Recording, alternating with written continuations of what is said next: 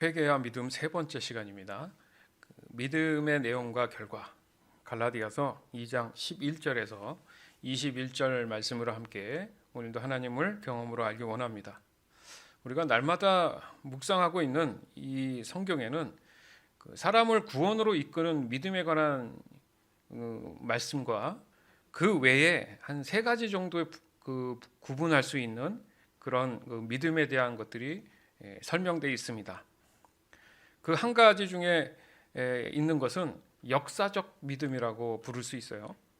이게 무슨 말이냐면 과거 사람들이 경험했던 그 믿음에 대한 그 내용들을 기록한 거기 때문에 그 내용을 보고 들으면서 거기서 얻게 되는 지식을 말하는 겁니다. 그러니까 이것은 그대로 과거의 역사를 실제적으로 일어났던 역사죠. 그것을 기록한 것이기 때문에 당연히 진리죠. 진리가 된단 말이죠. 따라서 그 사실을 받아들이는 순간 자기 자신에게는 지식이 된다는 거예요. 지식이. 그러니까 문제가 뭐냐면 지식으로만 끝날 수 있다라는 단점이 있다라는 거예요. 뭐가요? 역사적 믿음이라는 의미에서.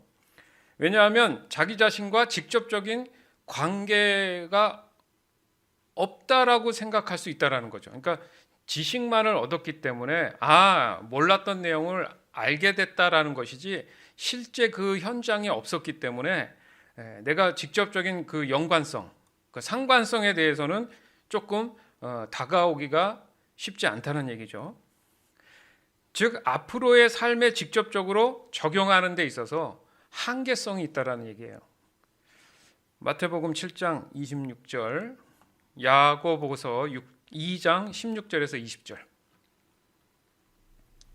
내 말을 듣고도 행하지 않는 사람은 모래 위에 집을 세운 어리석은 사람과 같다. 하나님께서 은혜를 베푸시기를 몸을 따뜻하게 하고 먹을 것을 좀 많이 드십시오 라고 말하고 그 사람에게 필요한 것을 주지 않는다면 그런 말은 아무 도움이 되지 않을 것입니다. 믿음도 마찬가지입니다. 행동이 따르지 않는 믿음은 죽은 믿음입니다. 이렇게 말하는 사람도 있을 것입니다. 당신은 믿음이 있고 나에게는 행동이 있습니다. 행동이 따르지 않는 당신의 믿음을 보여주십시오. 나는 행동으로 나의 믿음을 보여주겠습니다. 여러분은 하나님이 한 분이신 것을 믿으니 잘하는 일입니다. 귀신들도 그것을 믿으며 두려워하며 떱니다. 어리석은 여러분, 행함이 따르지 않는 믿음은 아무 쓸모도 없는 걸 모르시겠습니까? 아멘. 야고보서 2장 16절에 보면 우리가 좀 더 쉽게 이해할 수 있는 믿음에 대한 정의가 나올 수 있는데요. 하나님께서 은혜를 베푸시기를, 그러니까 힘들고 어려운 사람들한테 그렇게 말은 할 수 있다는 거죠. 왜요? 베푼다는 의미를 지식적으로 알고 있고 하나님이 어떤 분인지를 지식적으로 알고 있기 때문에, 그렇죠? 그러니까 그 사람이 추위에 떨었던 어떤 배고픔이 있던 그 모습을 보고 어떻게 해야 되는지는 지식적으로 안단 말이에요. 당연히 몸을 따뜻하게 하고 먹을 것 좀 많이 드세요 라고 얘기는 할 수 있는데 실제적으로 그 사람의 어떤 필요는 채우지 못하고 있다는 얘기입니다. 그래서 그것이 과연 도움이 될 것이냐, 이 문제라는 거죠. 그러니까 역사적 믿음이라는 의미가 그런 취약한 점이 있다는 얘기예요. 그렇지만 우리 삶 가운데도 실제적으로 그런 부분이 많아요. 왜요? 지금 지식의 홍수에 살고 있지 않습니까? 요즘 사람들은요, 아는 게 되게 많아요. 얼마나 똑똑한지 몰라요. 근데 그게 실제적으로 내 삶에 어떤 체감된 느낌으로 그것을 실천하고 있느냐의 문제에서는 상당 부분 차이가 많이 납니다. 즉 지식으로 얻게 된 그 진리는 알고는 있지만 그 마음 안에 그 진리가 활성화되지 않은 상태라고 볼 수 있어요. 이걸 좀 쉽게 말하면 그 마음이 냉랭하다는 얘기입니다. 그래서 좀 전에 우리 말씀 중에도 보면 내 말을 듣고도 행하지 않는 그런 상태다, 이렇게 직접적으로 예수님이 사람들 앞에서 그 복음에 대한 얘기를 하심에도 불구하고 듣고도 행하지 않는다는 그 의미가 나 저 내용 알고 있는데 그런 거죠. 아는 건 맞는데 실제적인 것에 대해서는 적용이 안 된다는 얘기예요. 성경을 묵상한다고 하면서 이 머리로 알게 된 것이지 행동이나 그런 실제적인 삶에 대한 것들이 있어서는 자신과 상관이 없는 내용이다, 이렇게 본다는 거죠. 그것을 어떻게 말씀하셨어요? 마치 모래 위에 집을 짓는 것과 같다. 생각해 보세요. 어느 누가 모래 위에 꼭 반드시 집을 지어야 됩니다, 간절히 원합니다, 그런 사람은 없어요. 집은 그 기초가 단단해야 돼요. 그러니까 반석 위에 세운 집이 되어야 된다는 얘기죠. 그러나 지식으로만 알고 참 좋은 말씀이다, 역사적으로도 있었던 일인 것은 인정한다. 그러나 지금 나의 눈앞에 펼쳐진 세상의 현실 입장에서는 그 문제에 더 이상 내가 이해하기에는 좀 어렵고, 지금 직접적으로 내게 와닿은 것에 대한 급한 마음에 일단은 모래 위에 집을 지어야지 지금 이 상황을 넘어갈 수 있지 않느냐. 이거 어리석음을 범했다, 이렇게 표현한다는 거죠. 그만큼 성경의 진리를 따르지 않는 것은 여전히 자신의 삶에 직접적이지 못한 상태다, 이렇게 말할 수 있습니다. 요즘을 살아가는 분들, 과거에도 그럴 수 있지만요, 많습니다. 상당 부분 이 부분에 대해서 우리가 믿음에 대한 내용들을 깨닫지 못하고 있는 게 너무 많다는 얘기예요. 또 한 가지에 대한 믿음은 일시적인 믿음이에요.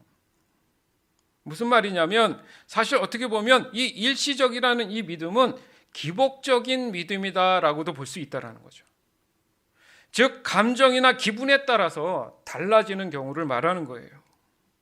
다시 말해서 자기 중심적인 그 믿음의 성향이 있다는 건데, 이 성향은 자신이 믿음을 조절할 수 있다라고 착각을 합니다.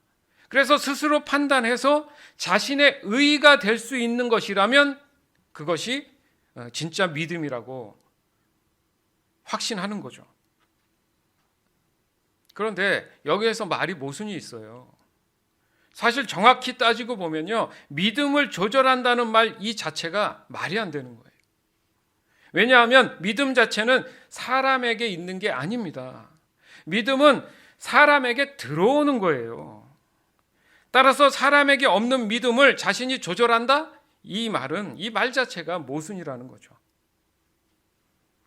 지금 우리가 살아가는 세상 믿을 만한 게 없다, 우리 자주 이 얘기하지 않습니까? 그러니까 어떤 것 하나라도 믿음의 문제가 아니라는 걸 깨달아야 되죠. 왜요? 살아가는 시간들이 기다려주지 않기 때문에 그냥 넘어가는 경우가 많다라는 거죠. 믿지 못해도 넘어가야 되는 경우가 많은 거예요. 믿고 싶어도 넘어가야 되는 게 많다는 거죠. 이것은 신앙적인 측면에서도 특별하지 않다는 얘기예요. 왜냐하면 믿음에 대한 의미를 일시적이다 보니까 그 양심적인 반응도 있고요, 그거에 대한 애정도 있을 수 있어요. 그러나 중요한 문제는 구원을 위한 이 중생으로부터 출발한 믿음이 아니기 때문에 매우 감정적일 수 있습니다. 특별히 종교적인 성향이 클 수 있다는 거예요. 여전히 사람들은 예수 믿고 구원받는 문제를 종교적으로 이해한단 말이죠. 죽고 사는 문제가 종교적일 수는 없잖아요. 그렇죠? 그렇기 때문에 이 기복에 대한 신앙, 그 믿음을 가진 사람들을 늘 우리는 생각하잖아요. 알고 있잖아요.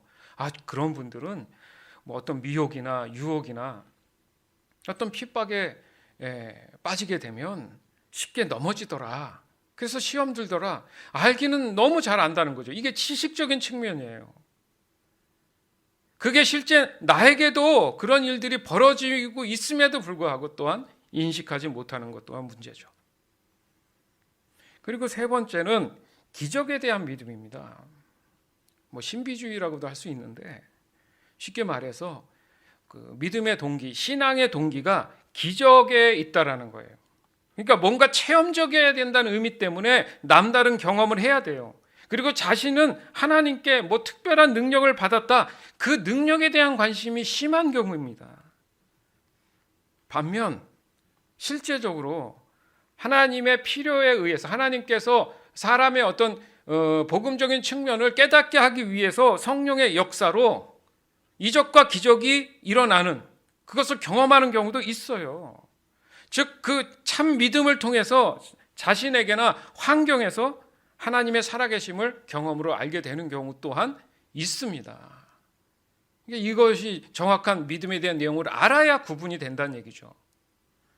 사도행전 8장 18절에서 23절, 마태복음 8장 6절에서 13절. 시몬은 사도들이 손을 얹자 성령이 내려오시는 것을 보고 사도들에게 돈을 주면서 이런 권능을 내게도 주셔서 내가 손을 얹는 사람도 성령을 받을 수 있게 해주십시오 라고 말했습니다. 베드로가 그에게 대답했습니다. 그대가 하나님의 선물을 돈으로 살 수 있다고 생각했으니 그대는 돈과 함께 망할 것이요. 그대의 마음이 하나님 앞에서 바르지 못하니 그대는 이 일을 우리와 함께 할 수 없소. 그대는 이 악한 생각을 회개하고 주님께 기도하시오. 그러면 그대 마음속에 품고 있는 이런 생각을 주님께서 용서해 주실지도 모르오. 내가 보니 그대는 악한 뜻을 품고 있으며 죄에 사로잡혀 있소. 백부장이 말했습니다. 주님, 제 종이 집에 중풍으로 누워있는데 매우 고통을 받고 있습니다. 예수님께서 말씀하셨습니다. 내가 가서 고쳐주겠다. 백부장이 대답했습니다. 주님, 저는 주님을 집에 모실 만한 자격이 없습니다. 그저 말씀만 해주십시오. 그러면 제 종이 나을 것입니다. 제 자신도 다른 사람의 부하이고 제 밑에도 부하들이 있습니다. 제가 부하에게 가거라 하면 그가 가고 오너라 하면 그가 옵니다. 그리고 부하에게 이것을 하라 하면 그것을 합니다. 예수님께서 이 말을 들으시고 놀라시며 따라오던 사람들에게 말씀하셨습니다. 내가 진정으로 말한다. 나는 지금까지 이스라엘에서 이같이 큰 믿음을 가진 사람을 본 적이 없다. 내가 너희에게 말한다. 많은 사람들이 동쪽과 서쪽에서 와서 하늘나라에서 아브라함, 이삭, 그리고 야곱과 함께 앉아서 먹을 것이다. 그러나 이 나라의 아들들은 바깥 어두운 곳에 던져져 그곳에서 슬피 울며 고통스럽게 이를 갈 것이다. 예수님께서 백부장에게 말씀하셨습니다. 가거라. 내가 믿은 대로 내게 이루어질 것이다. 그러자 백부장의 송이 그 순간에 치료되었습니다. 아멘, 아멘. 말씀이 대조적이죠. 완전히 다른 문제인데 분명히 기적에 대한 부분이 있어요. 그러나 하나님이 하시는 역사에 대한 기적과 사람의 임의로 잘못된 그 믿음에 대한 그 오류에서 나온 그런 기적에 대한 의미가 분명히 극명하게 다르다는 얘기입니다. 이렇듯 사람이 구원을 위한 그 참된 믿음을 받는 것은 바로 온전한 믿음에 대한 그 내용을 잘 깨닫는 것이 얼마나 중요한지를 우리에게 말씀하고 계신 거예요. 그러니까 사람이 믿음으로 구원을 얻는다는 것은 곧 복음을 듣고 그 내용을 받아들인다, 이 의미란 말이에요. 여기서 복음이라 하면 우리가 너무너무 잘 아는 그리스도 예수가 죄된 사람을 위해서 죽으시고 다시 부활하신 것을 믿는 것, 그 자체잖아요. 간단히 중생이라고 우리가 끊임없이 나눴어요. 그리고 이것은 역사적 사실이다. 아멘. 그리고 지금의 우리에게까지 여전히 이 복음은 유효하고 적용되고 있다. 그러니까 문제는 뭐냐?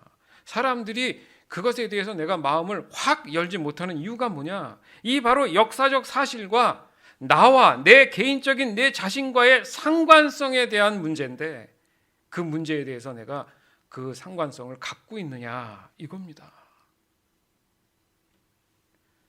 즉 참된 믿음을 갖는다는 것은 복음의 정의라고 할 수 있는 바로 그리스도 예수의 죽으심과 부활하심이 나와 상관성을 보여야 된다는 얘기죠. 아이고, 예수란 양반이 왜 저렇게 십자가에 오르시고 뭐 부활했다고 하는데 저게 도대체 무슨 일이 돼? 보세요. 이게 다른 사람 얘기하듯이 하잖아요.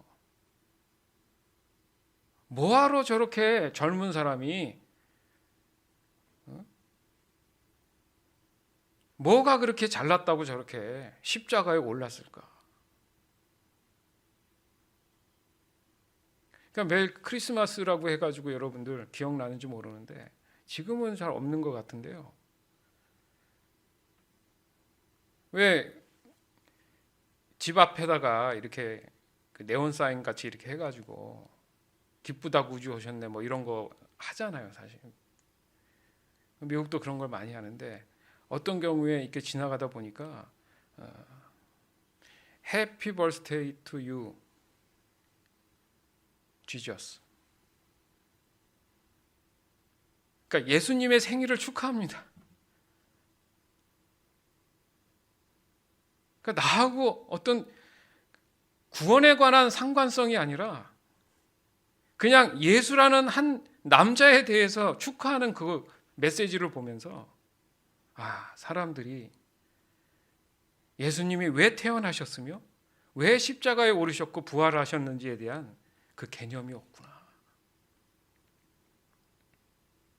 여러분, 남 얘기가 아니에요.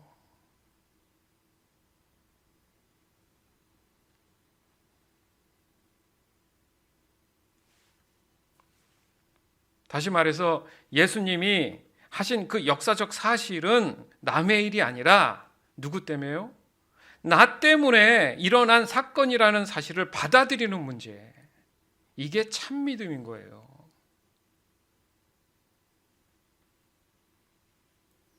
즉 나와 우리 모두를 대표해서 대신 죽으시고 부활하셨다는 것을 체감하는 문제. 결국 이 문제는 구별력과 관련이 또 있구나. 왜냐하면 우리가 살아가면서 겪는 모든 문제들의 그 접하는 문제들에 있어서 확연히 다른 반응으로 우리가 삶에서 나타나기 때문에 그렇다는 얘기예요. 과거에는 세상을 쫓던 내 모습과 내 마음이었는데 참 믿음을 내가 받아들이고 살아가는 나의 삶이 과거와 다르다. 완전히 다른 반응이 일어나기 때문에 그렇다는 얘기예요. 그럼에도 불구하고 자신들의 생각을 끝까지 고집한다는 말이죠. 그 고집이 얼마나 무서운 일인 줄 아십니까? 안 돼요. 그러니까 사람이 사람의 고집을 꺾는 건 어렵습니다. 자기 스스로 깨달아야지 그 고집을 내려놓지. 쉽지 않아요. 쉽지 않은 게 아니라 불가능하다고 얘기할까? 자기 스스로 깨닫는 문제를 지금 해야 된다고 저희가 지금 나누고 있는 거예요.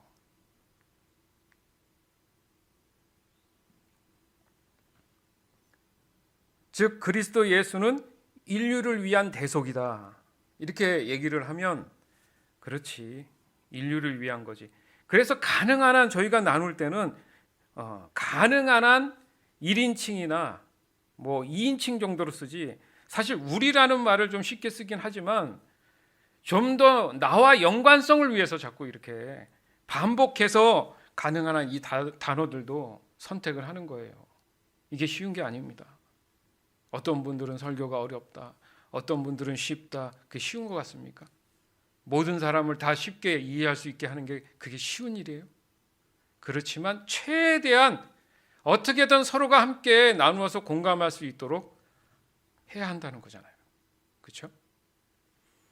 그렇기 때문에 지금 온 인류를 위한 것이다라고 이렇게 얘기할 수는 있지만 궁극적으로 보면 내 자신을 위한 거다.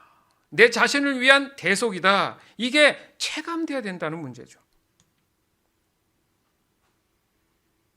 그러니까 나를 포함하고 있음에도 불구하고 자신이 확신하는 그 믿음이 어떤 것을 받아들이냐에 따라서 구별됨에 있어서 다른 이해, 다른 해석을 한단 말이에요, 여러분. 좀 잘 들어보세요.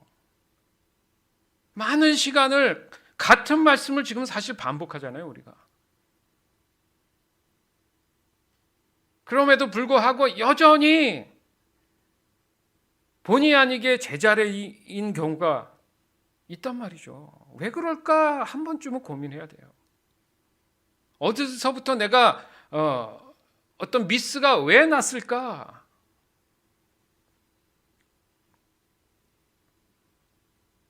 그 감각이 둔한 겁니다. 난 잘하고 있다고 생각하는데 그 믿음에 관한 것들이 뭔가가 지금 문제가 있는 거예요. 그것을 반복적으로 이 말씀을 통해서 깨닫고 수정해 나가는 겁니다. 그게 필요한 거예요, 지금.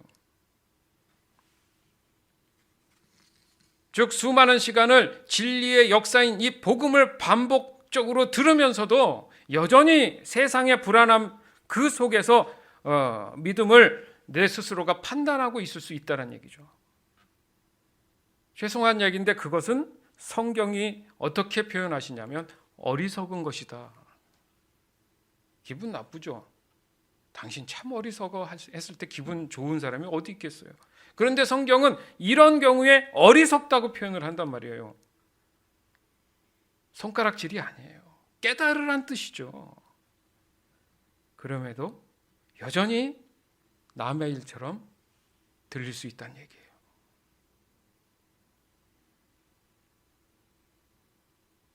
지금 저와 여러분에게 현실적으로 당장 닥친 쓰나미와도 같은 그 긴박한 상황일 수 있다는 거예요. 우리가 뉴스를 통해서 쓰나미가 몰려오는 것들을 보잖아요. 어이구 저 사람들 빨리 피해야 될 텐데 그 화면을 보면서 얘기는 하지만 내가 실제 그 현장에 없기 때문에 마음은 그렇지만 그 긴박감이 덜할 수 있잖아요. 근데 화면 안에 실제 그 사람은 자기의 생명, 그 목숨을 구하기 위해서 그죠? 열심히 피하잖아요. 그 현장에 그 모습이 나라고 생각해야 된다는 얘기죠. 구원의 문제가. 따라서 믿음의 결과는요, 그리스도 예수의 대속이 역사적 사실이라는 것을 받아들일 뿐만 아니라 저와 여러분 개개인과 직접적인 상관성이 있음을 인정해야 된다는 얘기예요. 인정해야 된다는 얘기예요.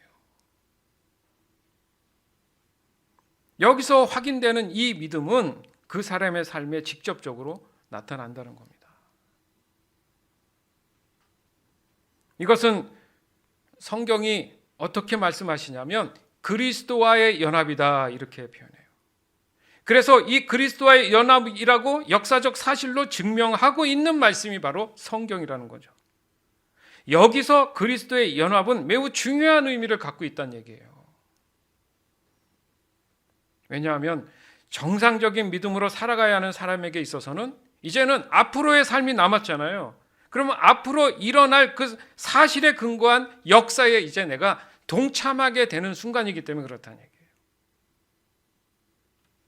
이게 무슨 말이냐면, 그러니까 우선은 믿음으로 실제적으로 체감한 그 사람들로 인해서 실존하시는 예수님과 친밀한 만남이 이제 지속적으로 일어나기 시작했다는 얘기입니다. 이것이 역사적으로 맞는 말씀인 게 복음의 궁극적인 목적은 하나님과의 관계 회복이다 이렇게 우리가 알고 있잖아요. 그렇지만 직접적으로 그 관계가 회복되지 않기 때문에 예수님이 그 중재 역할을 하시지 않았습니까? 그런 차원에서 예수님 자체가 우리에게는 믿음이 되신다는 얘기예요.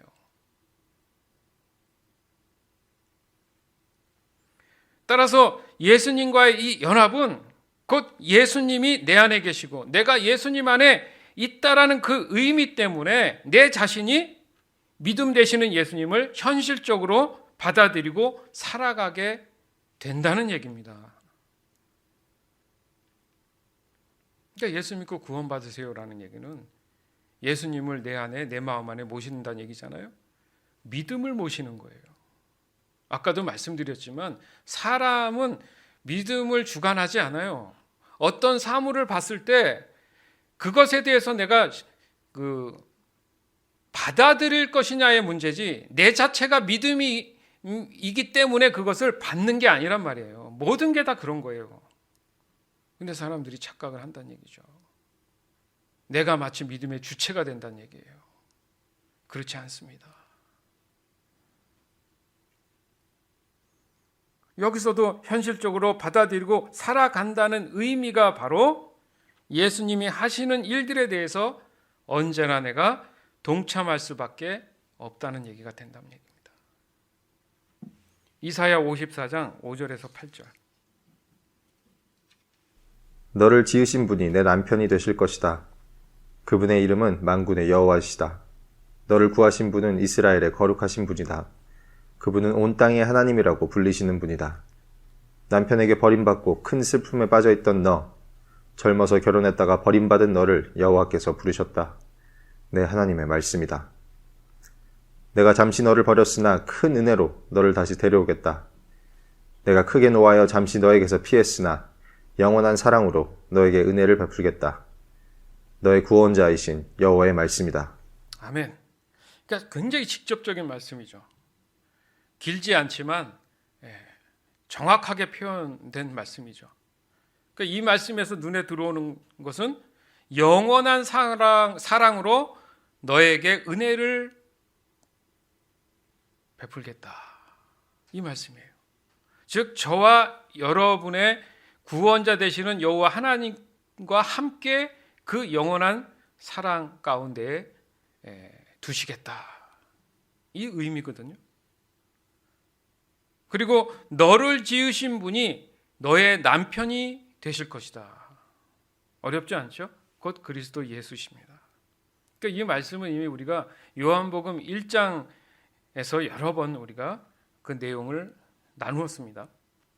즉 성자 되시는 하나님이시잖아요, 예수님이. 그리고 내가 잠시 너를 버렸으나 큰 은혜로 너를 다시 데려오겠다. 이게 바로 복음이에요. 맞잖아요. 이미 이사야에서 말씀이 이렇게 예언되어 있습니다. 그래서 우리는 예수님이 오신 이후에 그 삶을 지금 살아가고 있지 않습니까? 따라서 여기서 깨달아야 할 점은 역사적 사실에 대한 이 복음을 지식으로 참고하는 정도가 아니라 그 복음에서 요구하는 내용에 대해서 자기 자신과의 연관성을 인식하고 깨달아서 이것이 지금 나에게 있어서 가장 큰 현실이라는 사실을 받아들이는 바로 이 순종이 일어나야 된다는 얘기예요. 자, 여기서 순종을 또 얘기했습니다. 그러니까 믿음이 순종과 관계가 있구나. 어떻게 보면 제가 깨닫기로는 같은 모습이에요.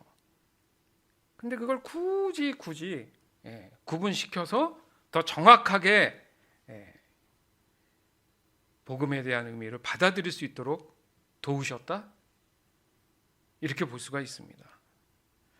그러니까 쉽게 말해서 믿음의 내용을 접한 사람이 그 믿음에 대한 올바른 인식이 없다면 예수님과의 그 연합에 있어서 잘못된 순종으로 나타날 수 있다. 이렇게 표현할 수 있죠. 따라서 성경에서 말하는 이 믿음의 내용은 하나님으로부터 그 내용을 잘 깨달았다는 그런 인정을 받았다는 말씀과 같다는 거죠. 즉 성경은 이를 두고 의롭다 표현을 한단 말이에요. 의롭다, 의인됨. 그러니까 마치 하나님께서 어떤 문제를 내셨는데 하나님이 원하시는 그 정답을 맞췄다. 뭐 이렇게 볼 수 있죠. 그래 내가 이 문제를 냈는데 너가 맞췄구나. 정확히 이 문제에 대해서 네가 이해하고 있구나. 참 잘했다. 답을 얻었다. 그것을 의롭다. 이렇게 표현할 수 있는 겁니다. 그리고 믿음 또한 하나님의 은혜로 인한, 즉 성령 하나님을 통한 선물이다. 우리 너무 잘 알고 있어요.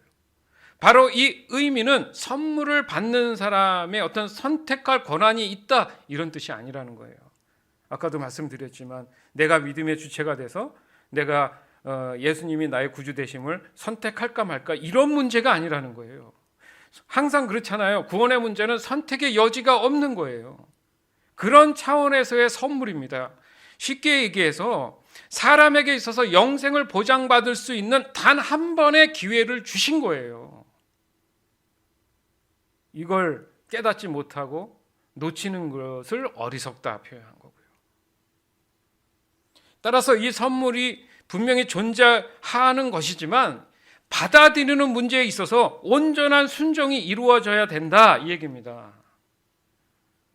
그러니까 믿음과 순종은 제 확신 안에는 동시에 일어날 수밖에 없다 이거예요.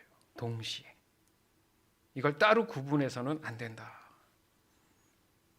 그러나 왜 복음을 듣고 그 믿음을 받아들인 것처럼 보이는데 그 삶에서는 뭔가 순종이 일어나지 않는 것은, 아까 설교 서두에도 나누었지만 믿음에 대한 내용을 온전히 깨닫지 못하는 경우가 대부분이란 얘기입니다.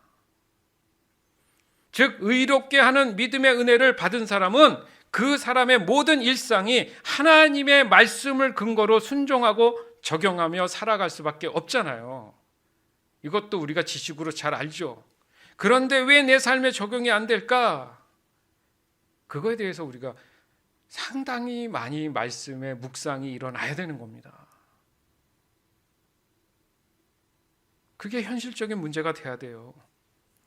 따라서 믿음이라는 큰 틀 안에서 그 믿음을 지키기 위한 일상을 보내는 것, 그 근거가 바로 하나님 말씀인 성경에 두어야 된다는 얘기입니다.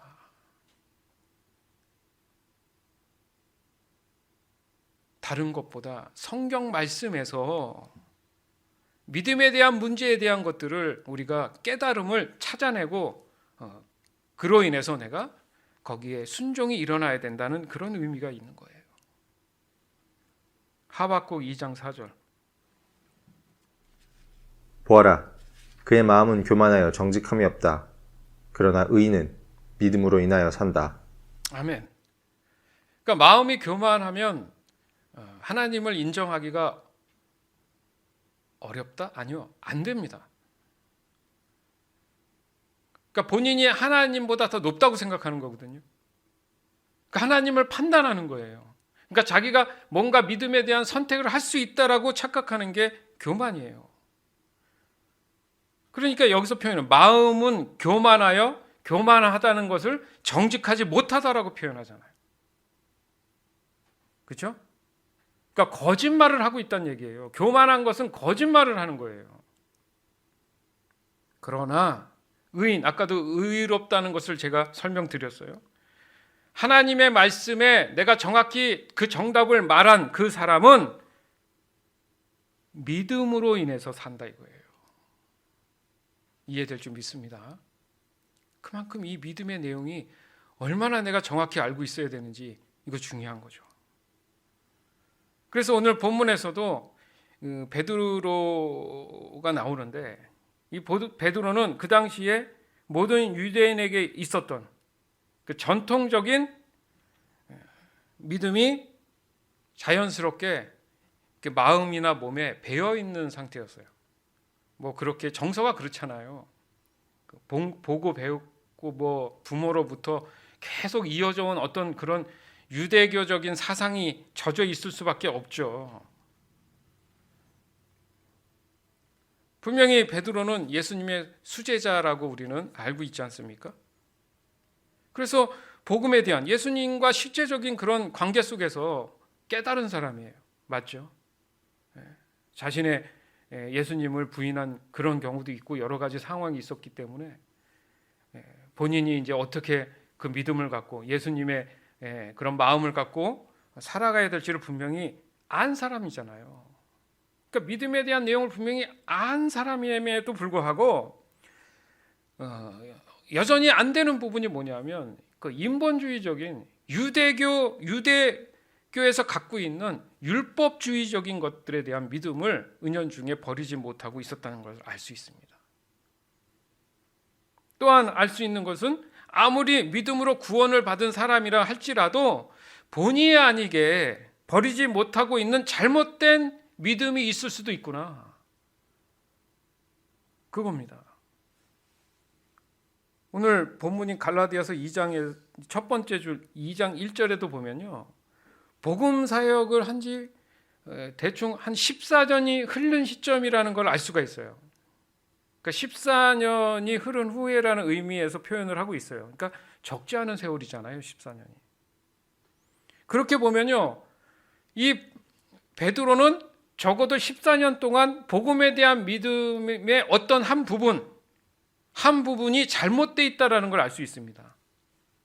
그것이 믿음의 내용인 줄 알고 전했는데,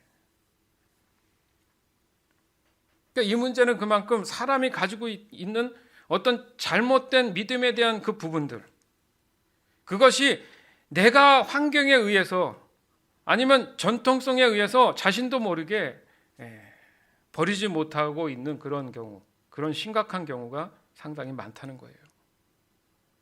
저와 여러분도 마찬가지예요. 고정관념.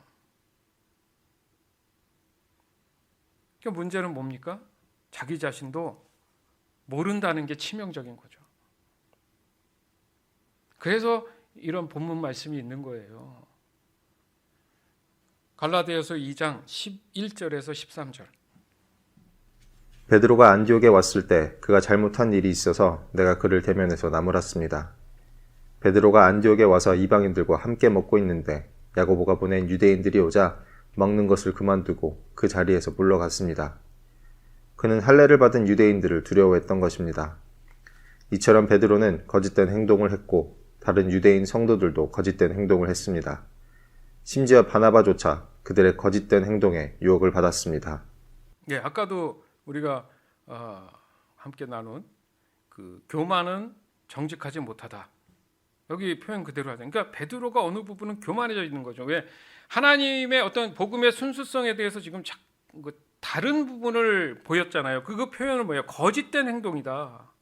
그러니까 베드로를 따랐던 유대인 그 성도들도 거짓된 행동을 할 수밖에 없죠. 그러니까 영적 리더자들도 참 잘 가르쳐야 된다는 의미죠. 그 믿음에 대한 온전한 그 내용을 잘 가르치지 않은 경우에는 다 같이 망하는 겁니다. 다 같이 교만해지는 거예요. 즉 지금 우리는 믿음에 대한 내용을 지금 나누고 있지 않습니까? 즉 이 믿음이 필요한 대상이 어떤 특정한 사람들이 아니라는 의미잖아요. 분명히 예수님의 그 피 흘리심과 부활은 온 인류를 위한 거예요. 그러나 그 당시도 그렇고 지금도 여전히 유대교는 자신들만 하나님께서 구원할 것이다 해서 아직도 메시아, 구세주를 아직도 기다리고 있어요. 그래서 복음의 참된 의미에 대한 내용이 우리한테는 잘 정립이 될 필요가 있다는 얘기예요. 여러분 이거 중요한 얘기입니다. 갈라디아서 2장 2절 8절. 예루살렘으로 간 것은 하나님께서 그렇게 하라고 계시하셨기 때문입니다. 나는 거기에서 교회의 지도자들을 만났습니다. 그들과 따로 만나서 내가 이방인들에게 전하는 복음을 설명해 주었습니다. 그것은 내가 전에 한 일이나 지금 하고 있는 일이 헛되지 않기를 바랐기 때문입니다. 하나님께서는 베드로에게 유대인을 위해 사도로 일할 권리를 주셨고 내게는 이방인을 위해 사도로 일할 권리를 주셨습니다. 그러니까 여기서 보면요, 그러니까 베드로가 사역을 맡은 대상이 유대인이다. 그러면 유대인들이 잘못된 신앙에 대해서 참 복음을 전해서 그 믿음의 내용을 잘 깨닫게 해서 온전한 구원에 이르도록 해야 되는 그런 사명을 맡았단 말이죠. 바울 같은 경우는 이제 그 외에 유대인이 아닌 사람들을 향해서 그래서 이제 교회들을 많이 세우잖아요. 그런 사역을 했음에도 불구하고 베드로가 착각한 부분이 그거라는 거죠. 이방인과 함께 식사를 나누고 있는 그런 모습을 보고 베드로가 불쾌해하고 피했다. 이거 자체가 지금 복음적이지 않다는 얘기잖아요. 그래서 하나님은 베드로에게 꿈에서도 나타나셔가지고 꿈으로 보여주신 부분이 있어요. 하늘에서 내려온 보자기 그런 꿈을 보여주시지 않습니까? 그러니까 참된 복음에서 말하는 믿음의 내용까지 설명하신 경우가 있단 말이에요. 이 정도로 이 몸에 배어 있는 전통적인 잘못된 믿음에 대한 내용이요, 사람들에게 많이 젖어 있어요. 그걸 뭐 일명 미신 뭐 이런 것도 아니면은 그 나라마다 문화가 있지 않습니까? 어떤 신앙적인 문화가 있잖아요. 그게 막 엉켜서 섞여져 있는 그런 변질된 복음에 대한 믿음의 내용들도 너무 많아요. 지금 사실은.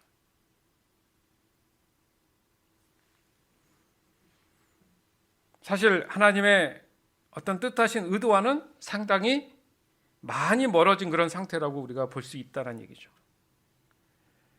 그렇지 않습니까? 지금도 여전히요, 우리 주변에서도 잘못된 이 믿음의 내용으로 복음을 왜곡하고 자신의 유익만을 생각하는 사람들 차고 넘칩니다.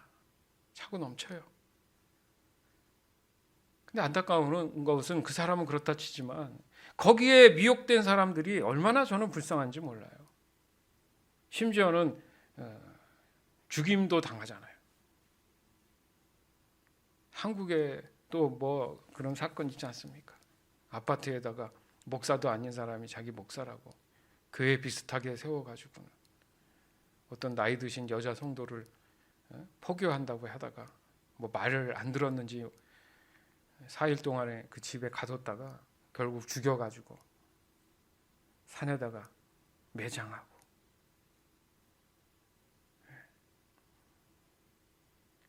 그건 다 교회의 잘못이라고 저는 봐요. 왜요? 구원에 관한 이 믿음의 내용을 정확하게 교회가 이해하지 못하면 그런 교만들, 그 변질들이 나타날 수밖에 없습니다. 그러니까 여기서 참된 믿음의 내용을 가지고 있는 복음에 대한 이 바울의, 오늘 본문에서 설명하는 바울의 이 내용을 좀 우리가 들을 필요가 있어요. 좀 더 여러분이 집중해서 듣기를 원합니다. 갈라디아서 2장 14절에서 18절.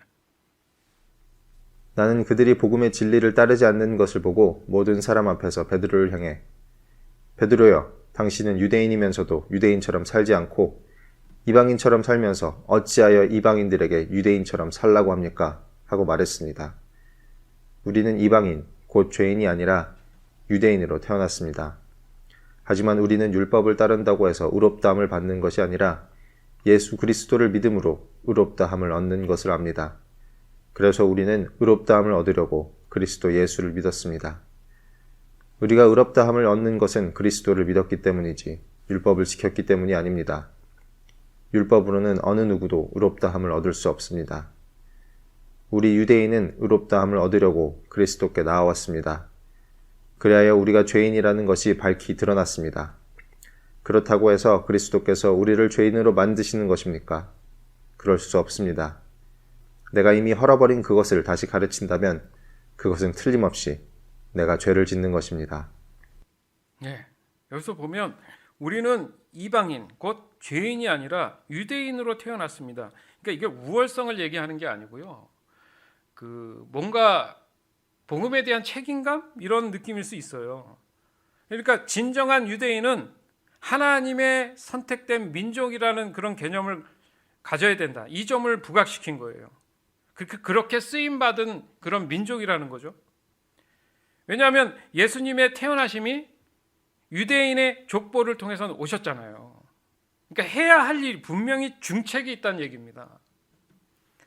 따라서 정말 유대인이라고 말할 수 있다면 하나님의 선민이라는 그 인식이 있어야 되는데 그런 사람이라면 이미 그 율법을 너무 강조하니까 모세오경을 강조하니까 모세를 통해서 전해진 그 율법에 관한 내용 또한 그 자체가 하나님의 궁극적인 의의는 예수님으로 인한 모든 인류에 대한 구원이 예표되어 있음을 깨달아야 된다, 그 얘기를 하는 거예요. 그러니까 여기서도 율법으로 인해서 구원을 받는 게 아니다, 율법을 믿음으로 인해서 구원을 받는 게 아니다, 이렇게 자꾸 얘기를 하잖아요. 즉 믿음에 대해서, 바로 이 순종에 대해서 수많은 성경 말씀이 있지만 제가 볼 때는 오늘 이 바울의 아주 간단하지만 중요한 내용들을 설명한 이 믿음에 대한 내용으로도 저는 충분하다고 생각합니다. 여러 번 묵상해야겠죠.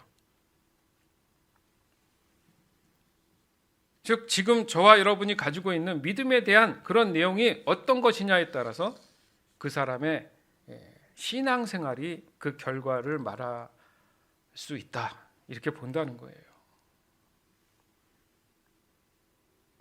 오늘 이렇게 나누고 있는 이 말씀조차도 우리가 종교적인 지식으로 여겨질 수가 있어요.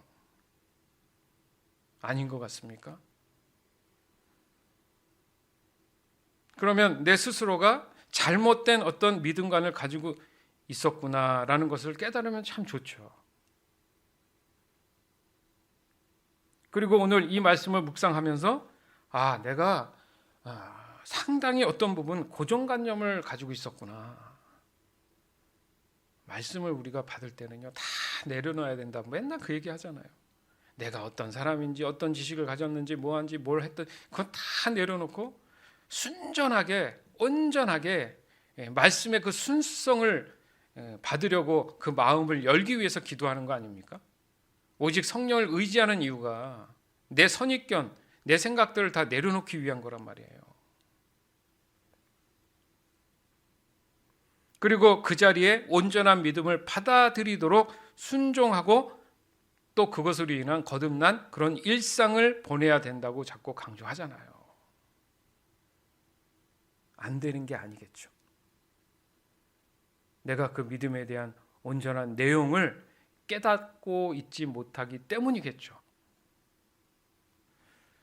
사랑하는 여러분, 세상살이에 쫓아다니는 것은요, 복음적인 믿음에서 출발한 것이 아닙니다. 이것은 절대 성경적인 내용이 아니에요. 성경에 그렇게 표현한 적이 없어요. 더욱이 복음은 지식을 쌓아서 받게 되는 믿음이 아닙니다. 한 가지 생각나는 예는 부자 청년 이야기 알죠? 예수님을 찾아왔습니다. 그가 정말 궁금했던 것은 온전한 구원에 관한 믿음이었어요. 그것을 물었을 때 예수님이 그 청년이 무엇을 갈등하고 있는지를 정확히 간파하고 계셨어요. 즉 복음을 위해서는 세상 것을 버릴 수 있어야 된다는 말씀을 하신 겁니다. 다시 말해서 그 부자 청년 앞에 서 있는 이 예수님이 복음의 주체시고 믿음의 주체라는 사실을 알아보길 원하셨던 거예요. 근데 부자 청년은 예수님을 못 알아보고 자기 스스로가 어떻게 하면 그 믿음에 대해서 들어갈 수 있는지를 남의 얘기하듯이 물은 거죠. 당신이 바로 구원 되시는 예수님이시군요 라고 표현하지 않잖아요. 그 문제에 대한 질문의 답만을 원하잖아요. 우리가 이럴 수 있다는 얘기입니다. 신앙생활이. 그렇지 않습니까? 이 또한 이해될 줄 믿습니다. 우리가 말씀을 보고 예배를 할 때 실제 내가 거기에 하나님과의 관계에서 직접적인 그런 현장 속에 체험적인 의미에서 거기에 동참하고 있느냐 이거죠. 아니면 똑같은 거예요. 부자 청년과 묻는 거죠. 맨날 눈앞에 분명히 진리 되시고 구원자 되시고 생명 되시는 그런 예수님이 있음에도 불구하고 예수님한테 그냥 문제에 대한 답만 달라는 거예요. 예수님 자체를 내가 받아들여야 되는데 그게 반복적이라는 거죠. 그러니까 삶에 적용이 안 되는 거예요. 그러니까 삶에 답이 안 오는 거예요. 어려운 게 아닙니다, 사실은.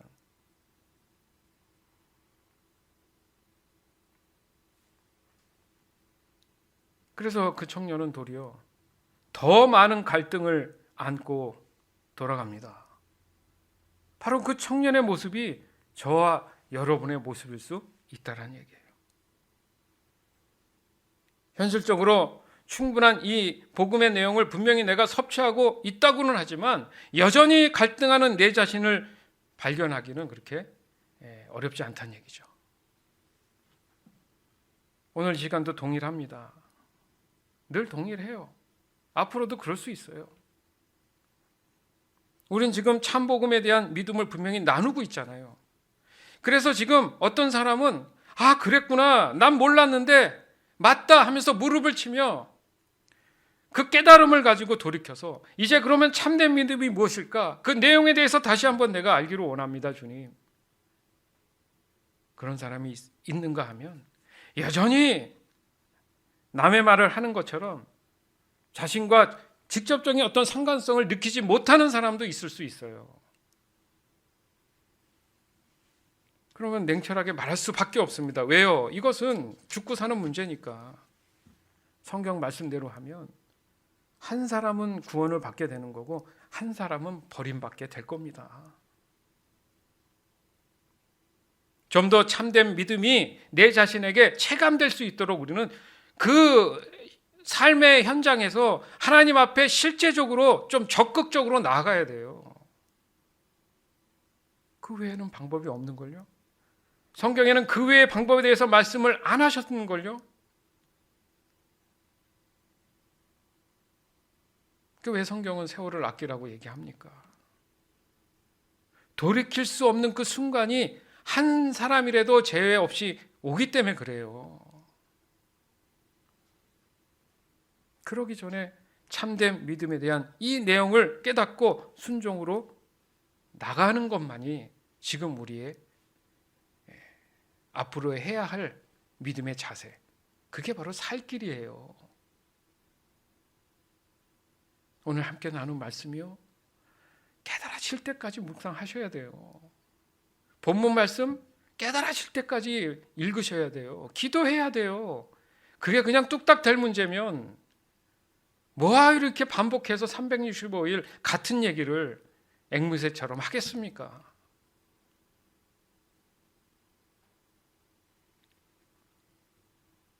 갈라디아서 2장 19절에서 21절.